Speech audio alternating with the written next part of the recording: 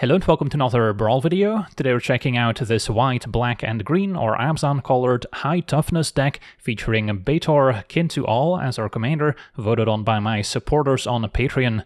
This 5 mana 5/7 dragon says at the beginning of our end step, if creatures we control have total toughness 10 or greater, we immediately draw a card. If we also get to toughness 20 or greater, we untap all our creatures, and at toughness 40 or more, we also get to half the opponent's life total rounded up. So an incredibly powerful effect, assuming we can get enough toughness on the battlefield, so that's very much our game plan. Play as many creatures with high toughness as possible, including some ways to deal damage equal to our creature's toughness as well, so that can also complement the damage output from our commander. So taking a look at our deck breakdown, the first section here includes our ramp, since we do have a pretty expensive commander at 5 mana, so any way to speed that up is much appreciated, and a lot of our mana creatures also have pretty high toughness, and often toughness greater than their power at the very least. Then we've got some additional high toughness cards and ways to synergize with our high toughness creatures. Then we've got a few additional card draw effects to complement our commander's card draw, and those may include ways to draw cards whenever a creature enters or whenever a low-powered creature enters a battlefield. Then we've got ways to let our creatures deal damage equal to their toughness rather than their power, which is also going to massively benefit our attack step, and also a few ways for our defenders to be able to attack as though they didn't have defender. Then our miscellaneous section includes a few pieces of interaction, also a few ways to protect our board from opposing removal spells, and then we also have our doubling effects at the very end here, which can double power and toughness on all our creatures, which makes it much easier to get to that 40-point threshold to trigger our commander. And then we've got a few ways to also double our damage output in general, so that can also maybe trigger twice of our commander's 40-point ability, so we can also just end the game on the spot. So that's just a brief overview of our game plan. Now for the deep dive, starting with our mana acceleration. Of course, we've got Chrome Mox and a Dark Ritual. That can potentially set up a turn 2 Betor if we've got another 1 mana accelerant, such as maybe an Arboreal Grazer putting a land in play, also very synergistic at 3 toughness. We've got our more traditional mana creatures tapping for mana, Avacus Pilgrim, Birds of Paradise. There's a Delighted Halfling making our commander uncounterable as well, can be relevant.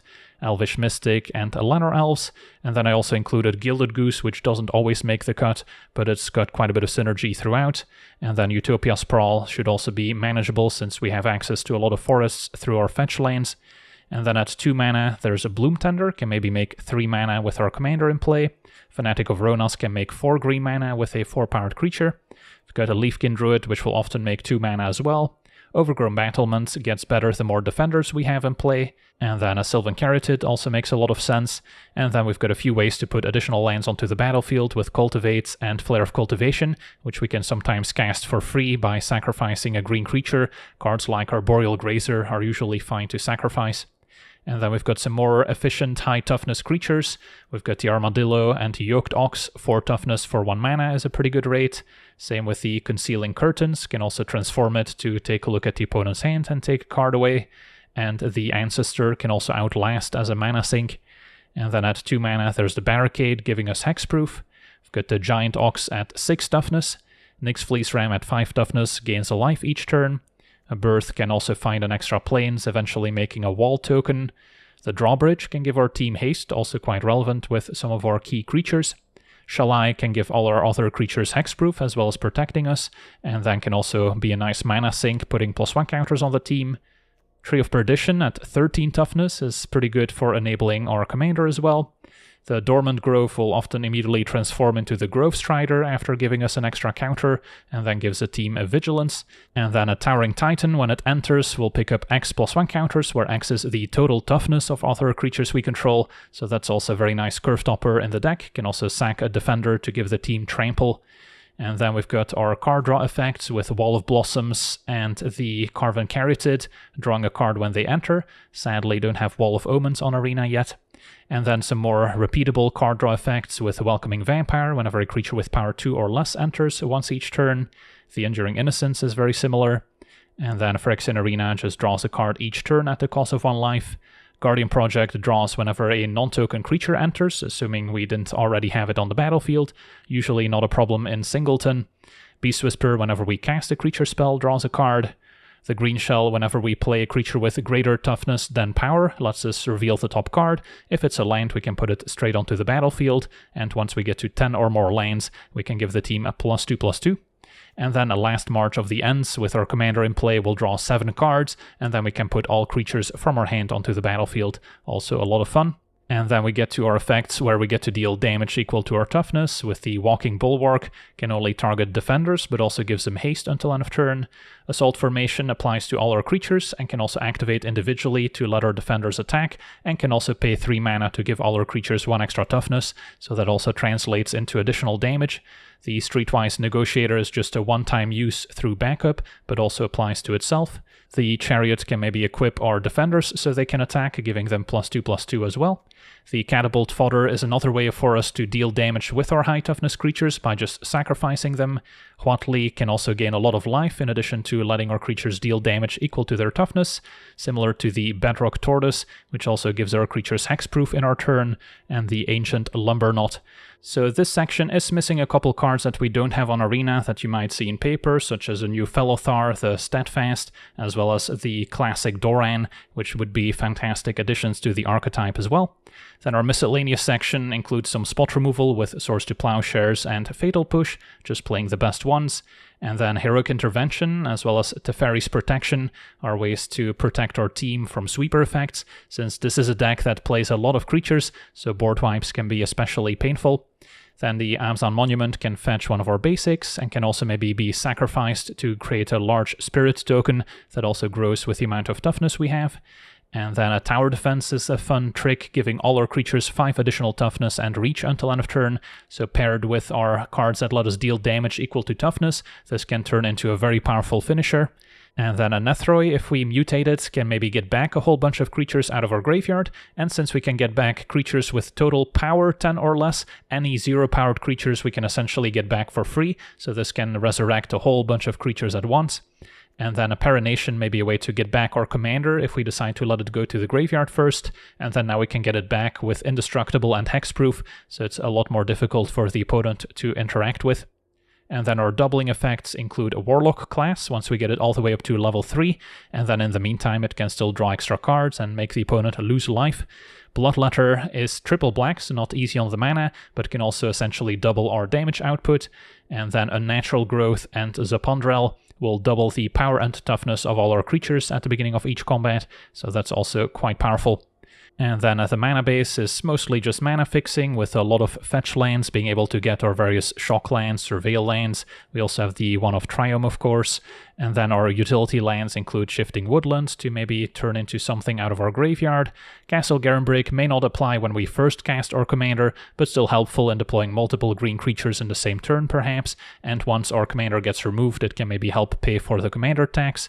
And then the channel lands offer a bit of additional interaction as well. So yeah, that's our deck. Now let's jump into some games and see how the deck does. Okay, we're on the play, facing the Song Unending, a large dragon. Our hand is reasonable. Caryatid and Chromox for ramp. Not sure what to pitch to the Chromox. Can try and hang on to the last march, but that feels a little ambitious. So maybe I do play Caryatid on turn 1, although we also need to play around a tap land. So let's start by just surveilling here. Sure, let's keep the Yoked Ox as something I can pitch to Chromox. That rhymes.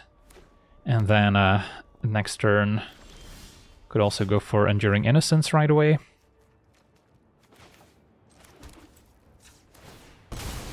And get Temple Garden.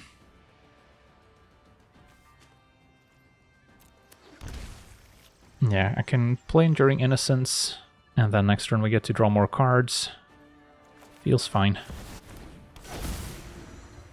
Could also keep the Yoked Ox over the Giant Ox, as it's a little cheaper. Still gets us to 10 toughness initially.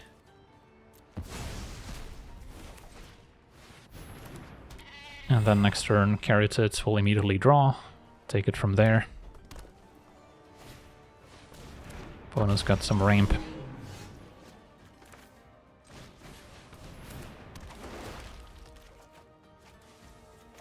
So next turn I can cast my commander, and then I'll have a mana spare for Yoked Ox to draw off Enduring Innocence as well. So I'll hang on to it here. I imagine our opponent's going to be ramping in the early turns to try and get up to 8 mana. We just need to try and get as far ahead as possible in the meantime. The debut at least doesn't exile the Innocence, so that's fine. Okay, stick to the plan. Maybe could have played the Ox first, see what we draw. But I doubt it would have changed my play. And draw another card. And then 4, 5, 6, so still 2 turns away from last March. But we're getting close. Sentinel, that's a good one. If they get to copy their commander, we're going to be pretty far behind. Start with, I guess, a halfling, trigger Innocence.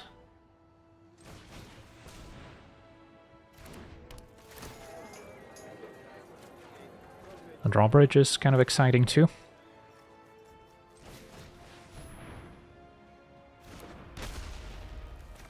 Catapult fodder.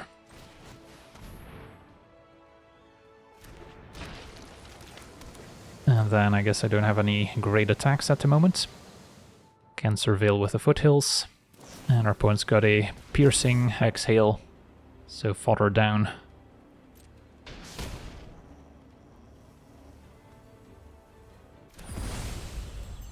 Still have 20 toughness, so that would untap my team. I guess it's worthwhile to just get a free roll attack in. Opponent might respect a pump spell. They don't. It was worth a shot. And then the Lumber Knot can also let us deal damage equal to our toughness. Opponent's got 6 mana, so still a turn away from their commander. But they could copy some other dragons in the meantime. The Jade Orb gives them additional +1 counters. And Stormbrood and gets copied. Yeah, that's a lot of stuff to get past. We just want to set up a good last march. So let me get a black Surveillance, try and keep big creatures on top.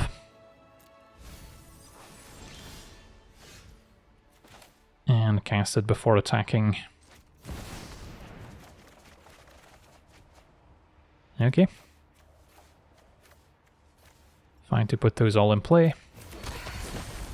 And then by untapping, I will also get access to my Swords to Plowshares and potentially even Tower Defense. So let's see here, I can also give the team haste. Probably still worth it to pump my commander. Draw into a Grazer, and actually I can still Swords right now. So let's give the team haste. A Leafkin can also now cast a Tower Defense, so we might actually just have lethal now. This is pretty crazy.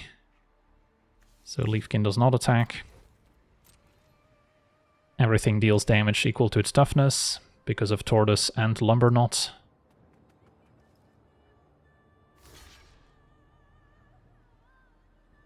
Could have maybe swords the Stormbrood, which doesn't have ward.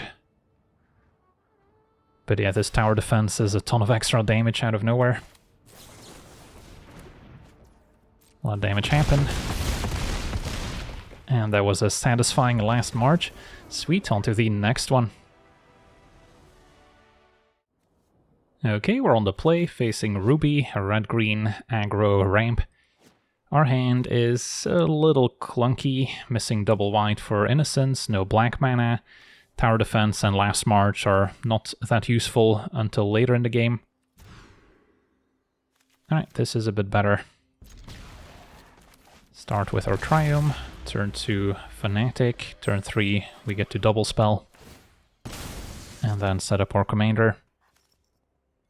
With Zopondrel, a nice way to double power and toughness. Alright, Chromox can set up a turn 1 Ruby. Anything else? Just an attack for 1. Alright, now Utopia Sprawl's an interesting pickup. Don't get to enchant the basics, so that's always a little risky, but seems worth it. And then let's name white so we have double white.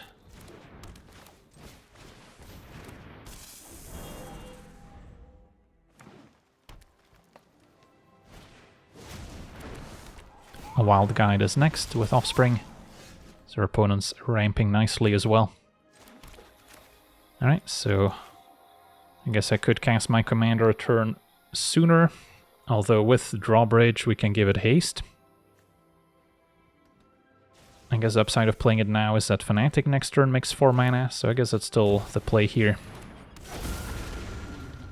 And then immediately draw cards since we have at least 10 toughness. Ooh, Gruff Triplets. Pretty scary. So what's next? We can run out Zapondrel, and then I guess a Drawbridge as well.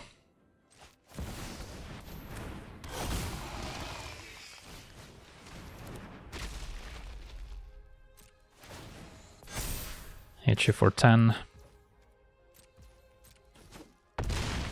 And then we have how much toughness? Yeah, more than 40. So end of turn, draw a card, untap, opponent loses half of their life. So they're down to 6. Well, this worked out, but now Transformation will shut Zapondrel down. Yeah, making it indestructible in response is not going to help. So that happens. Can still cross the finish line with our commander.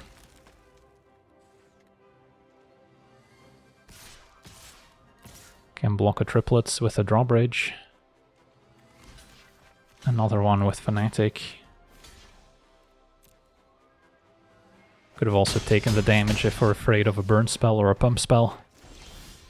But we get to untap, and then with a Dormant Grove, putting a counter on my commander, that should be good enough. And let me keep green mana untapped for birds.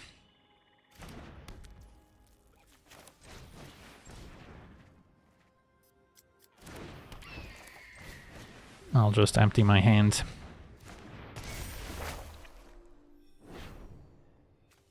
But yeah, we should be able to attack for lethal here.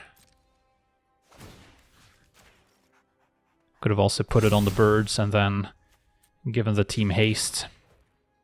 Could still attack with a Grove Strider, I suppose.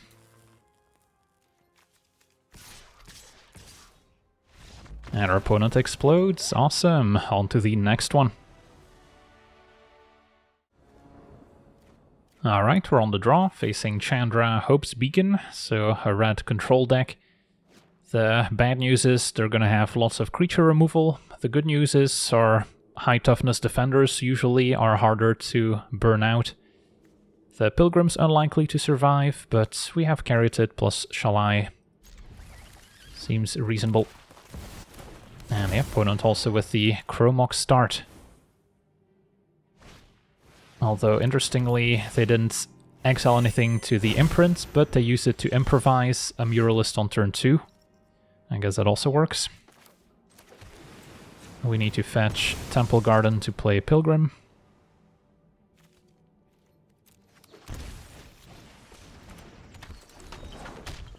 Castle, good for Towering Titan as well.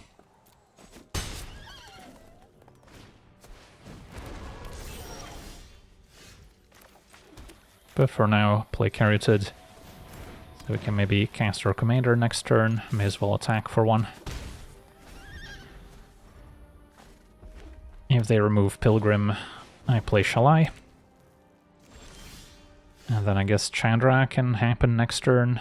So I guess it cannot quite destroy my commander at least, so that's the hope.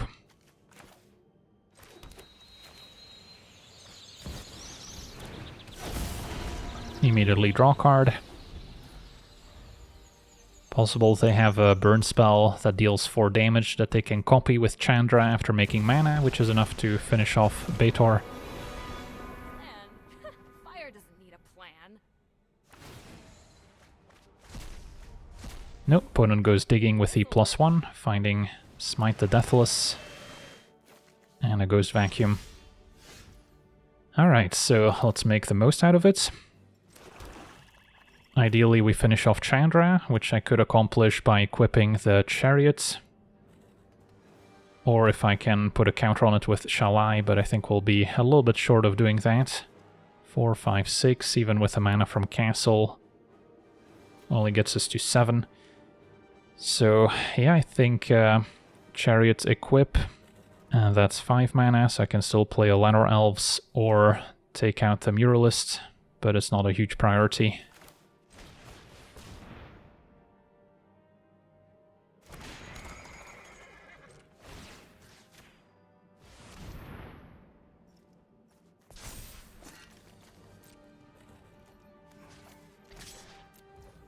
And then end of turn, we get to draw another card.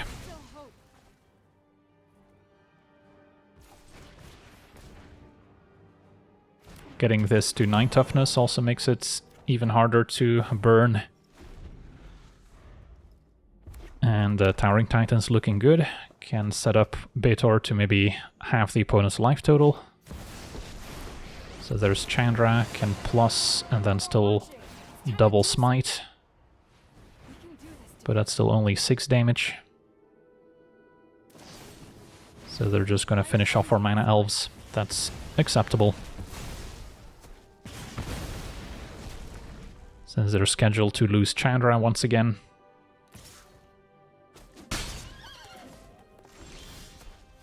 And then might be safer to go for Shalai over Towering Titan. Yeah, getting 20 toughness untaps our team, but Shalai protects Betor. Although I guess Towering Titan also just represents a lot of damage here, so maybe that's still better.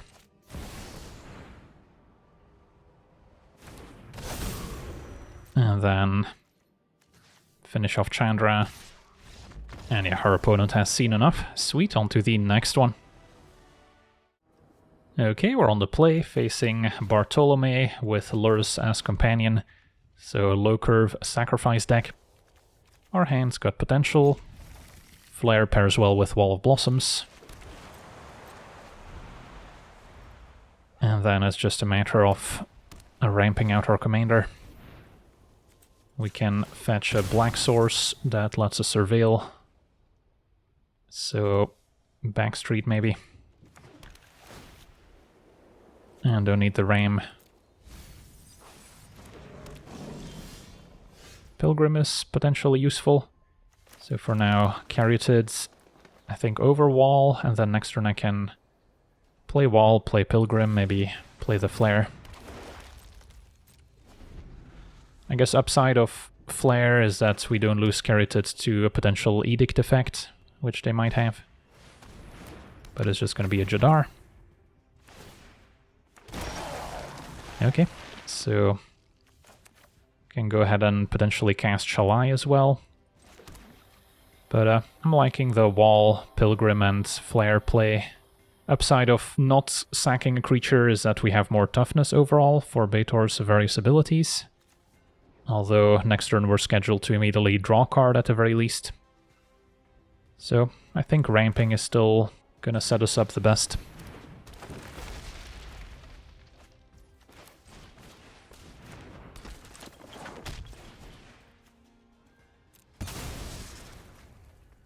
And then get another black source in case we draw a Bloodletter.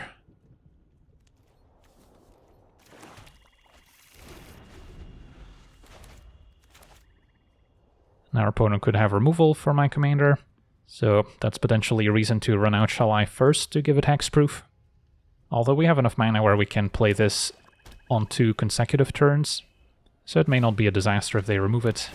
Opponent reanimates our Wall of Blossoms, that's funny. And there's Bartolomé, so at least their opponent's tapped out. They can sack the Decayed Zombie.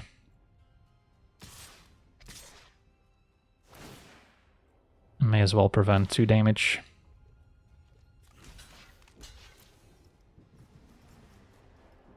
So Bartolomé is going to be a real threat here. Won't be easy to block. since they can sack so many creatures to it.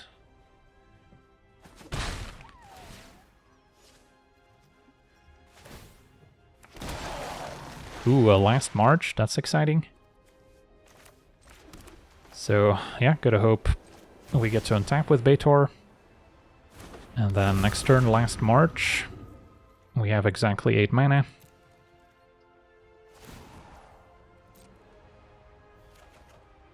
Could have also drawn into our instant speed protection spell for 2 mana, but now Betor is exposed. Yeah, last march is a bit of a nombo with Beast Whisper, since we're not casting our creature spells that way. But we'll see. Can always keep some creatures in hand. So Bartolomé starts growing. And a Nightmare, that's fine. So no removal for Betor. Return the Garrison Cat. And attack. I'm gonna have to take it for now. Our opponent could sack up to 5 creatures, decides not to. They might have a Blood Artist effect that they want to deploy first. Huatli can gain us some life back as well. But yeah, let's go ahead and march. Draw 7 cards. Unless they've got... I guess they cannot have Solitude because of Lurrus, so yeah, that's gonna resolve. And sadly don't even get to look at the top 7 cards. But at the very least, putting Shalai and Beast Whisper can assume we draw a few more high toughness creatures. So then, yeah, it's realistic that we get to at least 20 toughness, in which case we get to untap our team, so we can maybe chum block Bartolomé, and then on the following turn, Huatli can gain us some more life, help output more damage with our high toughness creatures, while maybe drawing more with Beast Whisper, and then Shalai could also maybe activate. Sweet, on to the next one. Okay, we're on the play, facing Captain Howler, blue-red discard. And what do we think of our hand? Get to Surveil, turn to Barricade. Hexproof could maybe help against certain burn spells, but probably not super relevant. And then Cultivate. Nethroi we might end up mutating. So it's a fine hand. Missing some of the cheaper mana accelerants, perhaps.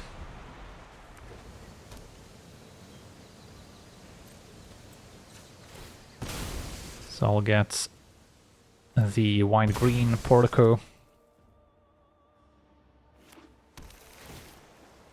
Opponent surveils in response.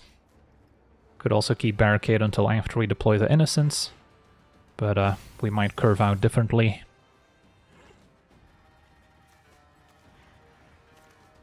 And there's the Portico. And I'll keep a Utopia Sprawl for sure. So make a green. This could name black, so we have triple black for Bloodletter already.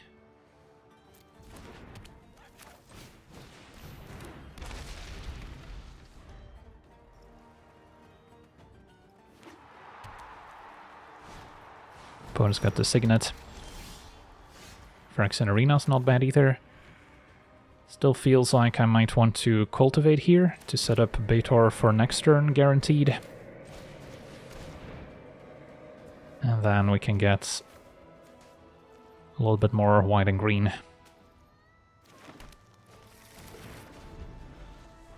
So we might see Captain Howler make an appearance. Shalai is not bad either. So we have 6 mana total. Could go Arena plus Innocence. Although if I play Betor, it'll resolve and we get to draw end of turn. Keep up black and white for our various removal spells. Although I guess I wouldn't be able to pay the ward. Alright, a Natural Growth. Looking strong as well. Maybe should have fetched an extra green source. Did not have this one in mind. Alright, so Kiora, discard 2 cards. Trigger Captain twice. And the Flame Wake they might be able to return. Rootwalla, Madness for free. So a pretty good turn. And then Looter's got haste, thanks to the Arena. So that gets to loot as well.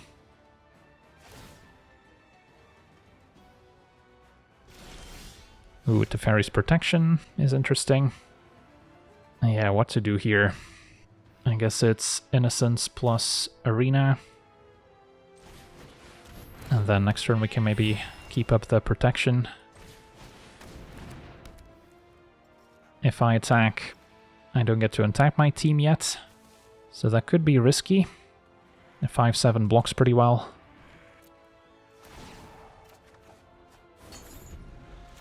So next turn Leafkin would draw off Innocence.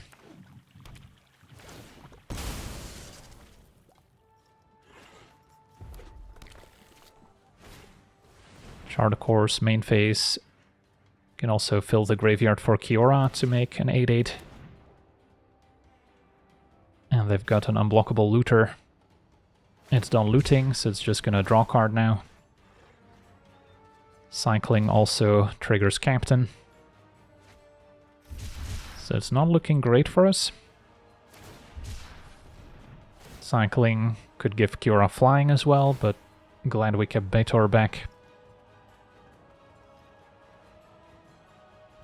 So it's just the looter getting in, it seems.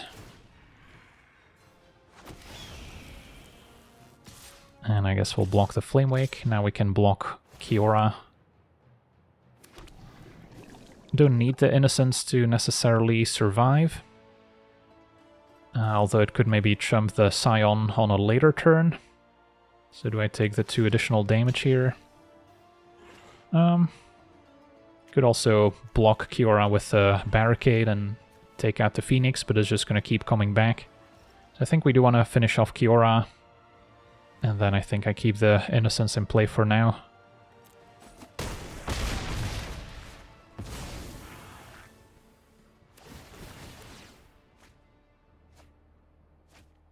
Opponent's got 1,000,000 cards in hand. So yeah, we're definitely in trouble, especially if they have any extra turn cards or mass bounce spells. Towering Titan. So this is definitely a Teferi's Protection turn. And then we want to progress our board as much as possible, which could mean Shalai.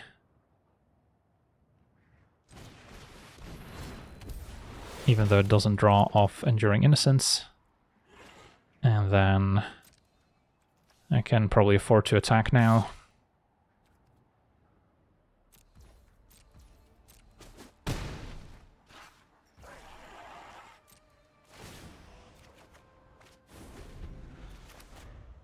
So the hope is that we can set up our Unnatural Growth to maybe attack for lethal. Although we might be a few points short. Which is mark the looter. Don't want the opponent to have any counter spells left. So I'm kind of hoping they spend all their mana casting their discard spells to set up lethal. Cathartic, that's fine.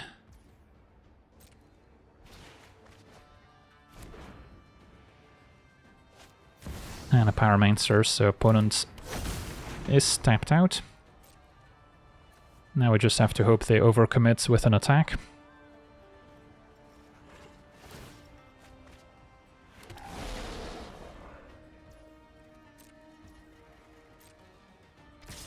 Yep, that's what we like to see. So I need to get a green source. So Temple Garden it is. Protection.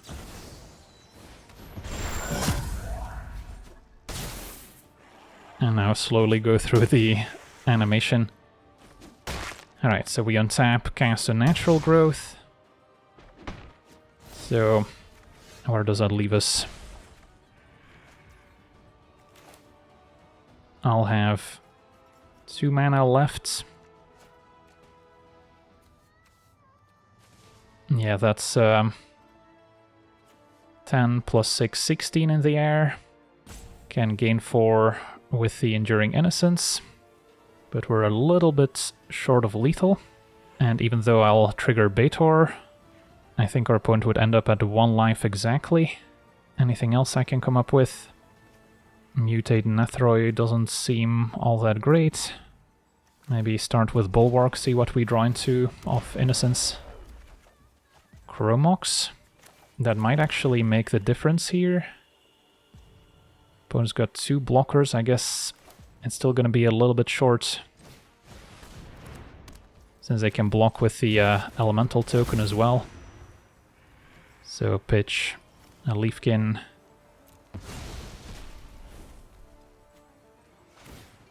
So yeah, I can activate on the barricade. Smash. We'll get to untap our team anyways. So yeah, with 1 more mana, Bulwark also gets to attack, and then I think we get there. Now our opponent falls to 2. I guess we're a little bit short of actually having the opponent's life total. I do get to untap my team, so we'll have to wait and see if this is good enough. Looter just needs a couple cards to be discarded to attack for lethal. And with a talent, they are pretty likely to get there. We're also going to lose 1 of Phyrexian Arena, so they only need 8 damage. Yeah, definitely a close one. I wonder if I could have done something a little differently. There was a turn where I didn't attack with Betor, but we also prevented a lot of damage. So just 1 or 2 damage short here, a mana short potentially. And just a couple points of toughness away from Betor having their life total, but that would not have been enough with them at 2. And yeah, now Ox will certainly do it. 16 powered Looter. It's gonna cross the finish line. ENT could also make something and get Trample. So despite the doubling from a natural growth, it's not gonna be good enough. GG's. Yeah, I guess fetching an extra green source earlier could have maybe let us play the unnatural growth sooner. So that might have actually helped. But yeah, still a fun game. On to the next one. Alright, we're on the draw, facing Sarkhan, mono-red dragons. So this hand's a little awkward, can't quite play Mystic turn 1, it's likely to get removed. And then we're missing double green for some of our other spells. This one seems better. So interestingly, we could maybe Dark Ritual a turn to Guardian Project and use that for card advantage. And then deploy our creatures afterwards. Could also save it to ramp out my commander instead. And against mono-red, it's not that easy for the opponent to remove. We also see the Tyrant here from our opponents, which can destroy non-basic lands. Might just want to get the Triome, or we could Surveil with a black-white backstreet. Grazer seems reasonable, although we're light on lands in hand. It's just a cheap creature to go with the Guardian Project. So I think it's good enough. And then mono-red's not going to have any enchantment removal. So we're a little bit behind, but next turn we'll be able to draw some cards. Opponent takes a turn to deploy a Power Stone. And let's kick things off with a Grazer.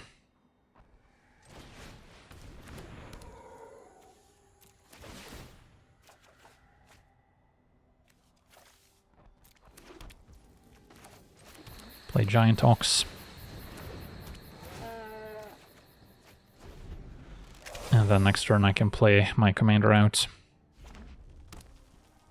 We'll have a total of 16 toughness, so we get to draw another card after. Also have to watch out for Arena giving their creatures haste. But they didn't quite use it here. Sarkhan.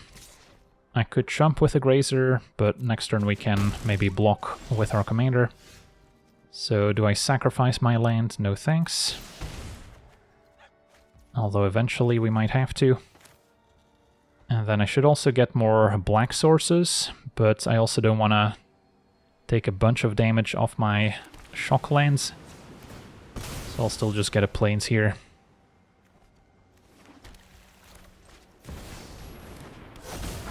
And draw off project, and then draw again end of turn. Alright, so could also keep up Iganjo next turn. And Bulwark we can only activate on defenders, so it doesn't let the Ox deal 6 damage, sadly. And a Thunder Break from our opponent. No attacks, we like to see. I don't think I sack the land just yet.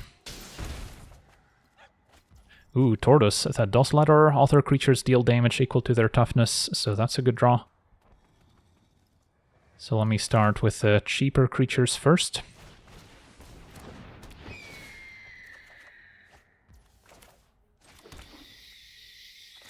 Play Bulwark. And then Flare could maybe sack the Grazer.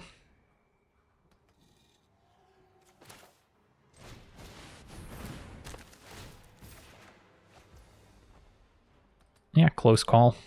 Currently, how much toughness are we working with? Yeah, we're not quite at 40. I guess it mentions here 26 total. So I can maybe afford to Flare, sack Grazer, and get another Swamp. Can make it 2. And then I can sack the Backstreet. This would still only trade for one of their dragons. I think just the Giant Ox attacks.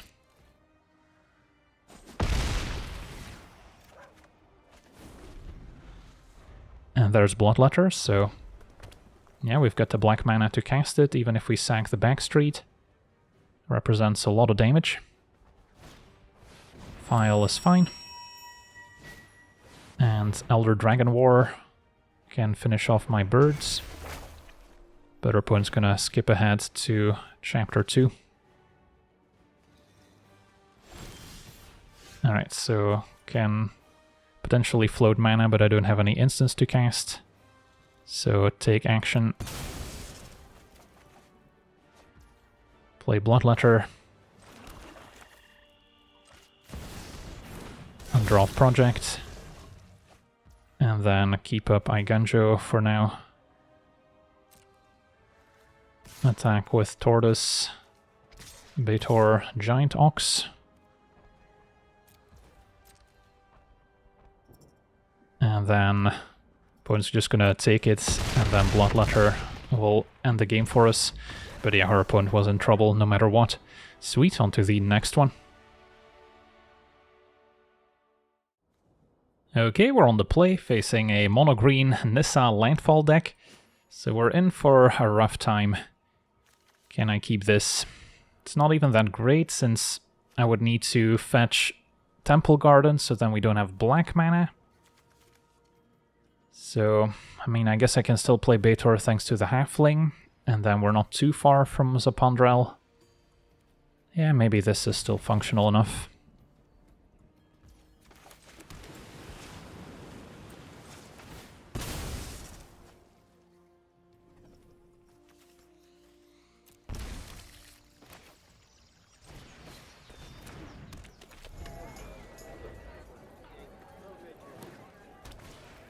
Opponent's got their own Lenor Elves.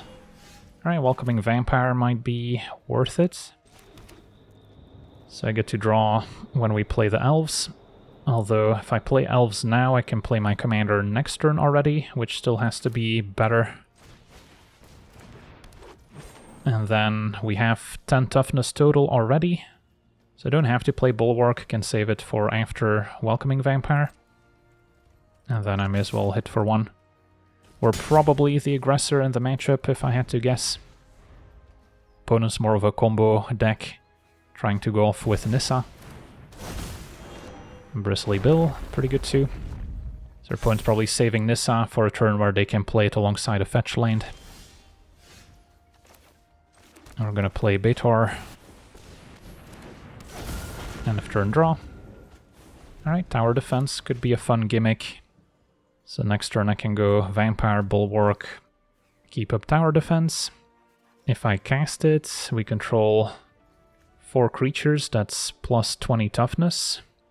Would get us to at least 30, but it's 40 we need to make them lose half their life.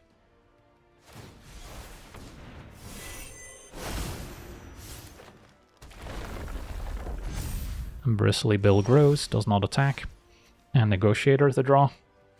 So definitely start with Vampire. And then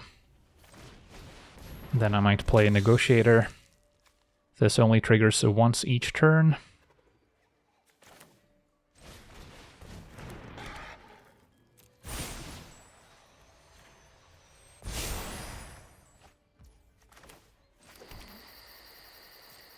Hit you for 8.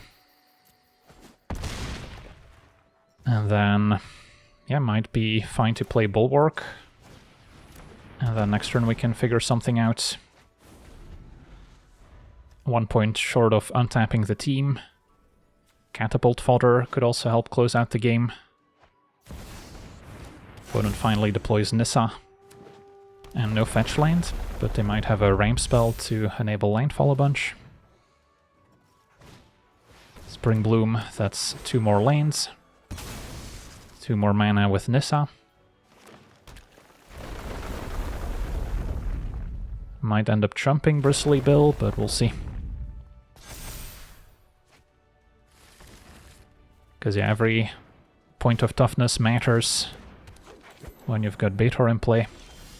Opponent passes, so playing defense. I can play Zapandrel.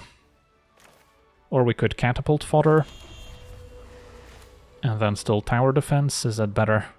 This would draw off Welcoming Vampire. Zapandrel doubles power toughness.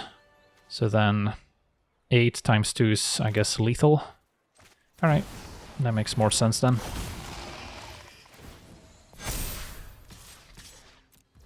Doesn't have to be complicated. Alright, and that'll do it. So we got to see our Betor high toughness deck in action, and even though we're missing a few cards that are available in paper and not yet on Arena, the deck felt pretty cohesive, and the plan of just ramping out our commander and combining it with additional toughness synergies seemed to work out pretty well.